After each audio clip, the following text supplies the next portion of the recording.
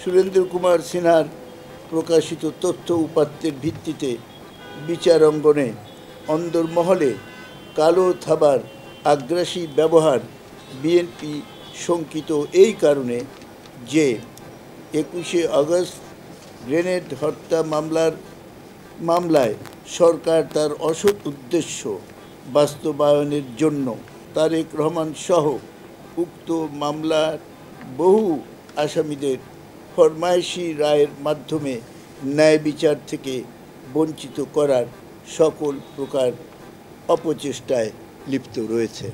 এই মামলায় 225 জন সাক্ষী সাক্ষ্য দিয়েছে। একজন সাক্ষীও বলেনি যে তারেক রহমান সহ বিএনপি নেতাকর্মীরা সংশ্লিষ্ট ছিল। সবারই বক্তব্য কাগজে শুনেছি, মুফতি হান্নানের বক্তব্য থেকে আমরা বলছি, আমাদের কোনো ব্যক্তিগত এই ব্যাপারে কোনো জ্ঞান নাই।